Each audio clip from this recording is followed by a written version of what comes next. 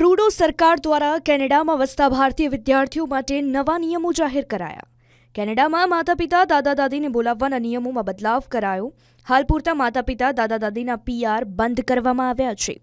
મહત્વનું છે કે કેનેડાએ માતા-પિતા કે દાદા-દાદીના PRને લગતા પેન્ડિંગ કેસના બેકલોગનો નિકાલ લાવવા પર ધ્યાન આપવા નિર્ણય લીધો, જેના માટે હવેથી માતા-પિતા અને દાદા-દાદીની પરમનન્ટ રેસિડેન્સીની સ્પોન્સરશિપ માટેની નવી અરજીઓ નહીં સ્વીકારાય. કેનેડા ગેઝેટમાં પ્રકાશિત નિર્દેશોમાં જણાવાયું હતું કે અમે ફેમિલી રિયુનિયન માટે પ્રતિબદ્ધ છીએ, પરંતુ ગત વર્ષે સબમિટ કરાયેલી અરજીઓને પ્રોસેસ કરવી અમારી પ્રાથમિકતામાં છે. ઇમિગ્રેશન સ્તરની યોજનાના ભાગરૂપે આગામી 3 વર્ષમાં એકંદર વપરાશમાં ઘટાડો કરવાનો ટાર્ગેટ રહેશે. સરકારે આ વર્ષે ફેમિલી રિયુનિયન પ્રોગ્રામથી સબમિટ કરવામાં આવેલી 15,000 જેટલી અરજીઓને સ્વીકારવાનો ટાર્ગેટ રાખ્યો છે.